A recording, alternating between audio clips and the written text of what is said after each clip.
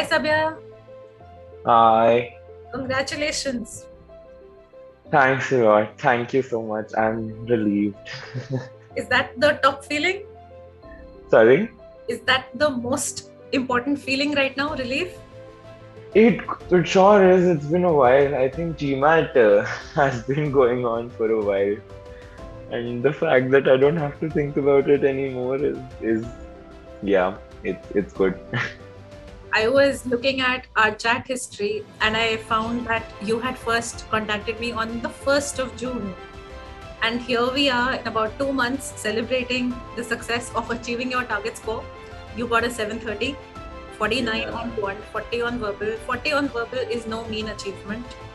So tell us a little bit about your prior attempts. You had taken GMAT twice before? No, 4 times. This was my fifth Oh, attempt. wow, this was your fifth attempt. So what happened in those four attempts? What were the score ranges? What was wrong or right about your prep then? Uh, so I wrote the exam the first attempt was back in August or September 2021, and I got a 630. I did not prepare much for that attempt. So I got a 630, I got a 49 in quant and a 27 in verbal. That's when I realized that I need to work on verbal. Then I wrote another attempt and verbal improved from 27 to 31, but quant dropped to 47. Again, I wasn't very worried about quant. It was, I mean, there was some, I did not focus much on quant while I was preparing the second time, but it wasn't a big reason for me to worry.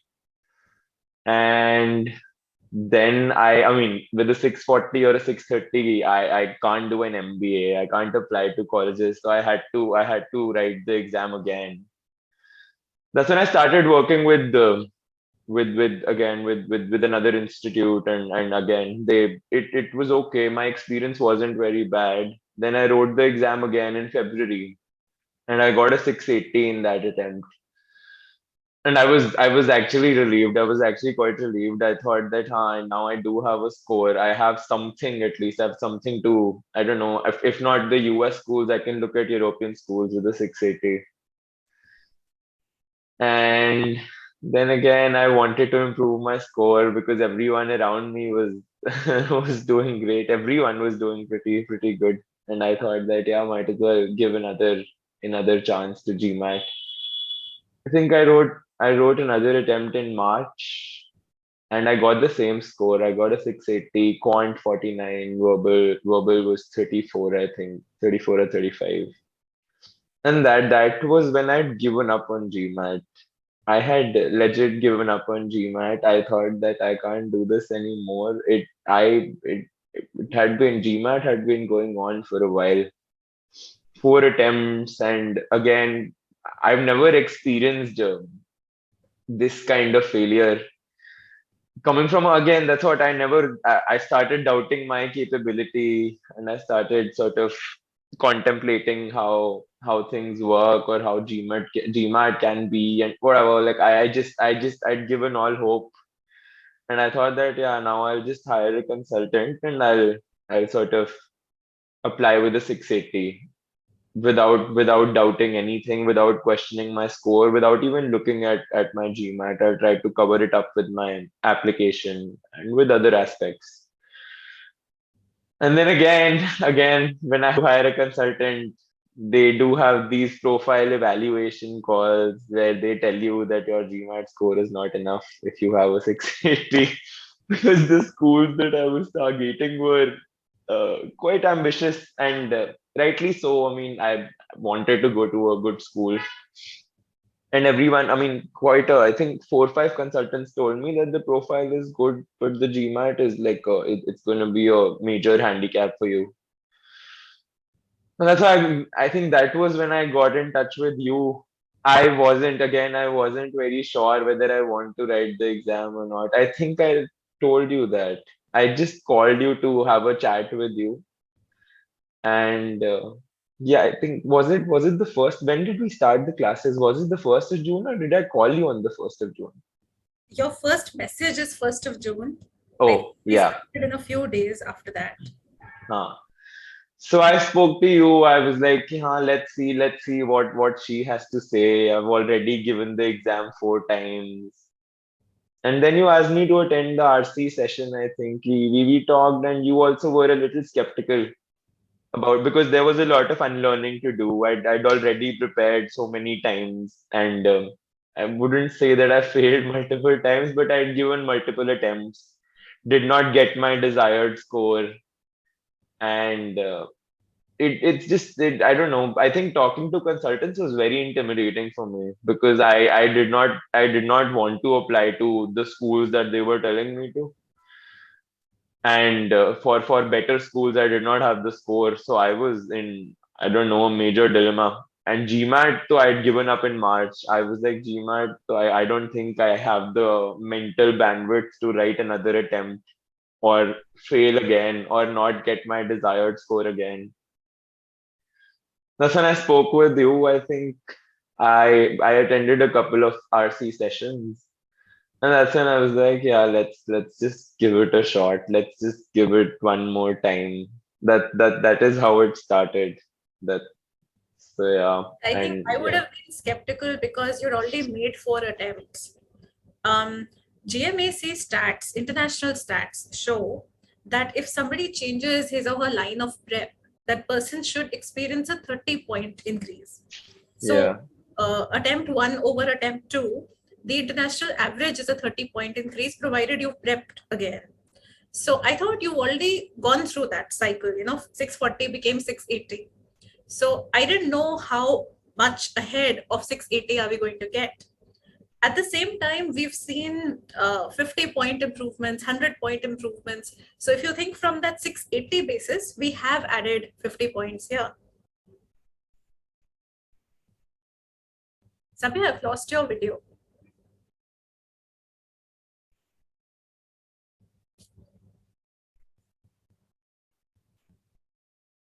So Sabhya, as we were saying that we added 50 points from 680, which was something mm, I didn't expect initially, but I wanted to see how it goes. yeah, When we started classes, I felt that you have the potential to add those points. Can you share a little bit, Sabya, on what changed 2 months of that prep, June and July? What changed over your past prep? yeah. Sorry, I lost you there. What were you saying? I was asking what changed in these 2 months. Over your previous attempts, what was different about this round of preparation? How did you add those 50 points?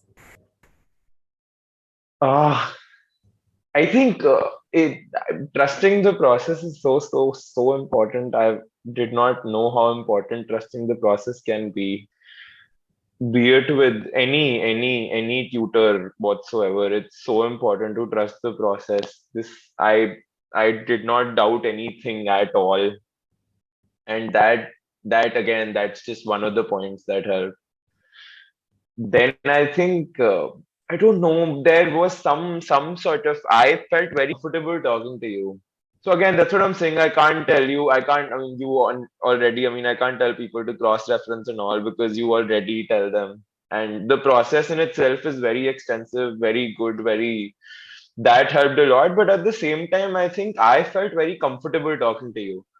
So the problems that I had, I could discuss those problems with you without thinking a lot, without sort of doubting anything, thinking of without doubting my potential. Because after 4 attempts, that was all I was doing. I was just doubting my potential. And I remember telling you call as well that the target score is somewhere around 710 to 720. I wasn't even looking beyond that. And I think that could be one of the reasons why I got a 730 and not a 750. It could have been much better than this. I'm very certain of that, because the performance was good in the mocks and while I was practicing. So I was looking at a score of 710, 720, and with a 7, I think a 30 point, that's what I was expecting. A 30 point, expecting to actually is the wrong word. Was hoping to improve my score by 30 points. But I just felt so comfortable. I don't know, the entire. we had multiple doubt clearing sessions, and in general also I think we had so many calls otherwise apart from the sessions that we had, and I think they were supremely helpful, very very helpful for me at least. I don't know about other people, but I think I struggled with the exam anxiety in all the four attempts. I had a mere crippling exam anxiety, and I was physically fit all those attempts. This time I was unwell. I had a massive cold. I did not know how to go about things. I forgot my coffee. Did I tell you that I forgot my coffee? I used to carry glass of or a cup of Yes. coffee, and I forgot my coffee. I thought that I'll buy a Red Bull. I did not get a Red Bull either. I did not take the energy bars. You asked me to Oh, sort of yes. Yes. so so I did not take anything with me. I just had a couple of glasses of water, and it couldn't have been any worse, at least physically, though, definitely. But mentally, you had helped me so much. I think on Monday, and I wrote the exam on Thursday, and I spoke to you on Monday and on Tuesday. And I don't know, it just helped a lot. It actually helped a lot. I doubted the process a couple of times, but you sort of pushed to stick to the process and not think too much into things. And that genuinely helped. That actually helped a lot. And about the process, that's what everything about the process was pretty good. So I can't pinpoint to cross-referencing or the classes or I don't know, not I don't think any one particular section was important or anything. It's just the entire process. Every single thing about it Okay. helped. Okay. Thank you for trusting. Thank you for trusting the process and bearing with. Yeah. But let's get a little bit more specific. To get a 40 on verbal, we usually need to restrict our errors, right? Yeah. We have to be pretty clear that we're not making more than 6 to 8 errors. So, can we take a look at one of your prep tests where that happened? Yeah. Sure. Just give me 1 second. I'll share my screen with you.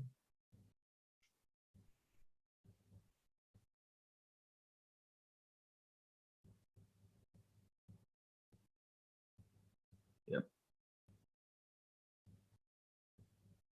So, Here, can this you was see? pretty close to the exam, right? Yeah, pretty close. That's what I could have gotten a 50 in the exam as well. Hmm. In quant, So here verbal was you got very a close. 40 on verbal by making 7 errors. If we assume that your exam was similar, why don't we take a look at this? How many errors you made? 7 errors. What kind of errors were these? I can't stress the importance of the official prep test enough. I know you must have taken them 4 times before. This may be your fifth round at them. I was so skeptical about official marks from the very beginning. I remember telling you multiple times that I should not write official marks. I was actually focused on giving the PDF tests and not the prep tests, and I was wrong throughout. No, no, it's overall the effort because one, they have a very large question bank, they are truly adaptive, but we've seen repeatedly what you're doing on the official prep test has a very close correlation with what happens on the actual exam. The dips that we see are usually a product of exam related stress more than anything else. You can, of course, have Hmm, a bad day, but I don't think the official prep tests are way off. In fact, they're very close to the actual exam. that's true. Actually, earlier when I wrote the exam, even when so that's what it's again, not doubting the memory is important, but the process, that's what it was so important to follow the process in RC, SC, and CR that even the familiar questions, I did not approach questions in the way I used to. So all of them were new to me. So that also, I think. Yeah, that's great. Can we filter and see how many of these were SC, for instance? We can Yep. check one by one.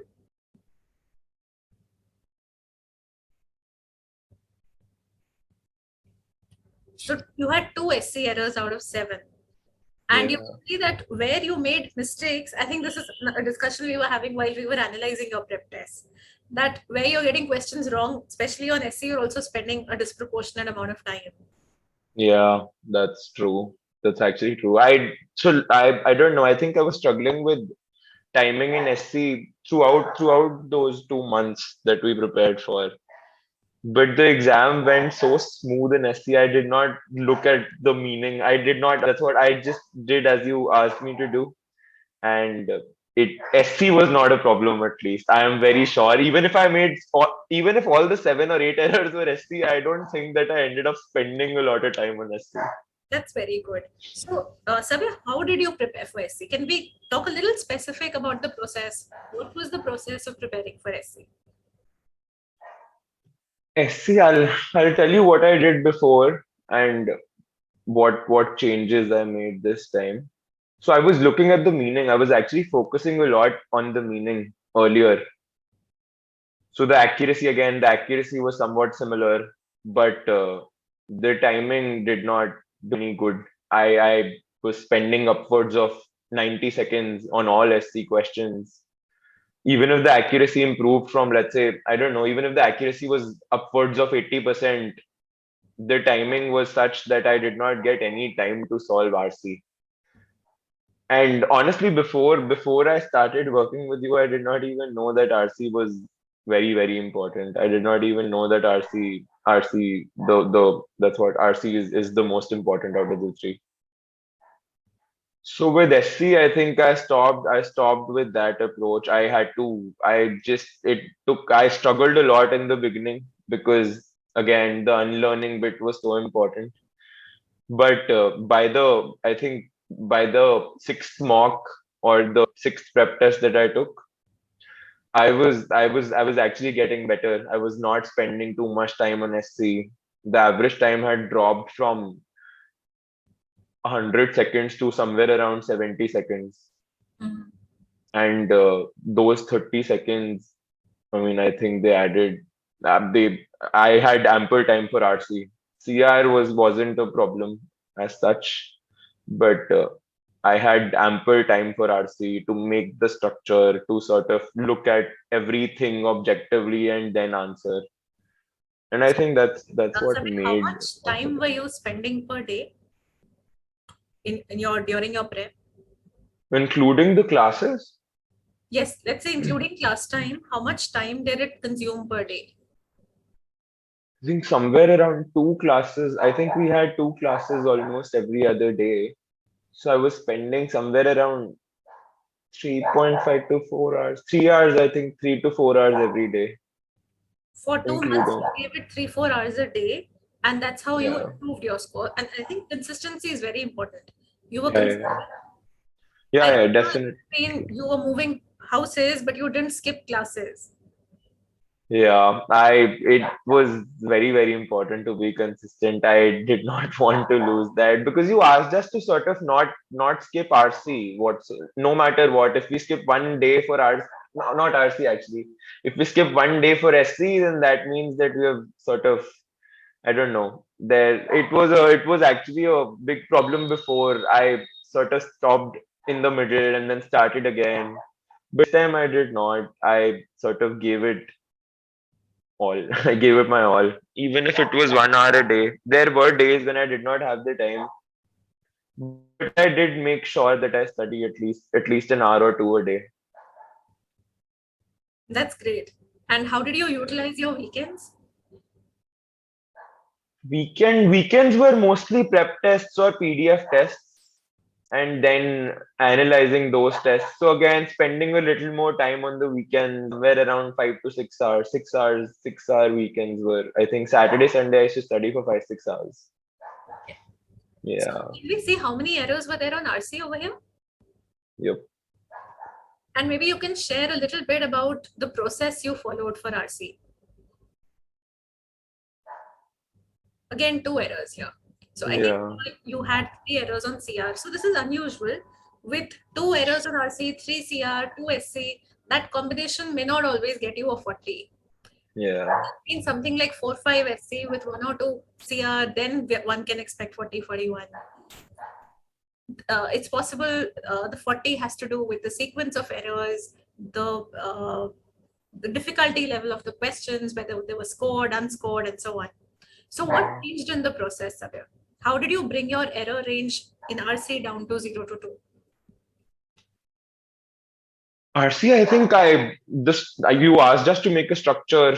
I think you asked us to make structures in the beginning itself. I'd never done that, and honestly, making the structure did. I think half the job was done because the understanding was such that I could answer 2 out of 4 questions just by making the structure. So even if I was spending, I was actually rushing through the RC passage. I used to. I remember rushing through all the RC passages before just to answer the question. Because again, spending too much time on SC takes up most of the time from RC. But with again dropping the average time from SC, I think I had ample time for RC. I was making the structure, and then I think making the structure was the key for me. I don't think anything else apart from making the structure helped me. I mean, I was again. That's what I was. I think Alankita and I both were studying together, and we both followed very different approaches in RC. Very different approaches, and I think yeah, that's it. The making the structure helped me a lot. Even in the exam, I remember not panicking in RC because I had ample time for RC, which is why I could make the structure for all the 4 passages. I did make the structure for all the 4 passages. That's awesome. I remember. So yeah, You were that's debating it so much. So, what was the length of the passages that you got? Were they very lengthy? one was the first one was not very lengthy. I think somewhere around 20 to 25 lines or so. Second one was humongous. It was quite a. I got 2 passages back to back. Okay. One not so lengthy. The second one was very lengthy. The third one wasn't lengthy, but it was very theoretical. Okay. And then the fourth one was easy. One of the, I think, yeah, not very difficult and not very medium sized passage, but not very difficult to understand. Second and third were fairly difficult. Okay. Actually, second was it was just lengthy. It wasn't difficult. Mhm. One was a theoretical passage though. Okay. What about your CR errors here? Let's take a look. I think CR on the exam went pretty good. I So, was very possible comfortable. then that your combination of errors was different on the exam. Yeah, I think that's. I remember doing cross referencing in CR after this mock, Okay. and that helped a lot. In the mock that I took after, I made 0 CR errors. And I remember you told me after this mock that you have to cross reference in CR. I wasn't cross referencing until this mock. That's when you asked me to cross reference. I think 10 days before the exam, I started cross referencing CR. And I think what 3 to 4 days of cross referencing helped me a lot. I was able to solve the CR questions in less than 2 minutes. I even in the PDF tests or the prep tests, my average time was somewhere around 2 minutes per question. But then in the last test that I took, my average time dropped to again 90 seconds per question in CR. All of this time sort of helped me to make structures in RC and focus more on RC. Yeah. So I think That's great. So, that helped. I'm so glad that your attempt and this entire journey has been a validation of the process. So, you trusted the Yeah, process and the process gave you returns. I'm so glad that's happened. definitely. It What did was you do, Sabya, in the last 10 days to the exam to help yourself mentally? How did you mentally prep for the exam? mentally. I I think the cold it worked well for me. I think because I had a cold, I just knew that nothing. I just knew that it couldn't get any worse. I am not feeling well. I don't have my coffee. I don't have a Red Bull. I haven't eaten anything since morning. It just it can't get any worse. And I kept telling myself it's over mind over matter, mind over matter, mind over matter during the exam, and that helped a lot. That actually helped a lot. I remember reading this one question in SC, and it was I think twice as many as was the phrase in that question. And I was marking twice as many more than. The first two options had than, and the last three options had as. So I was gonna go with B, and and I sneezed before that question, and I was gonna go with B. And I was like, what am I doing? Mind over matter, mind over matter, mind over matter. That's when I was like, as twice as many as. Again, simple as that. It was just yes, so that. And I think the last 10 days, I don't know. I did not think too much into it. I used to. I think I remember in all the previous attempts, I took so much pressure before the exam. 10 days before the exam, I wasn't sleeping well. I wasn't eating well. I wasn't exercising. I was just studying. I was taking mocks. I was constantly studying.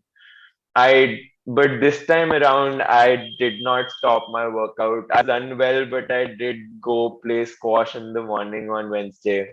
Thursday was exam. Uh, I did not stop my workout. I think it's so important to just I mean, I ended up changing my routine 10 days or 15 days prior to the exam, and it's so important to stick to the routine, to not worry too much because working out it always helps, by the way. Whenever I'm stressed, I work out. It always helps, but then the stress or the exam, the anxiety is so much that I end up not doing a lot of things or not following that set routine. I was working out, which helped me sleep well because my body was tired throughout, and because I was physically tired, I was eating well. So all of that contributed, I think. That's very good, Sabya. And that is why we have the score that we do. We Yeah. have that relief because you're a non-engineer, you have a great sports background. So combined with SRCC, startup, and your sports background, now the world is your stage. I don't think score is a deterrent anymore. Yeah, it was a major handicap before, at least that is not the case now. Awesome. So are we going to meet your furry friend?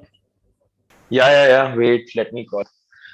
And Here. so we have some good cheer for all aspirants. Here is Rumi the poet. He's Oh, beautiful. It's the amazing. Dogs are Thank you. great stress busters.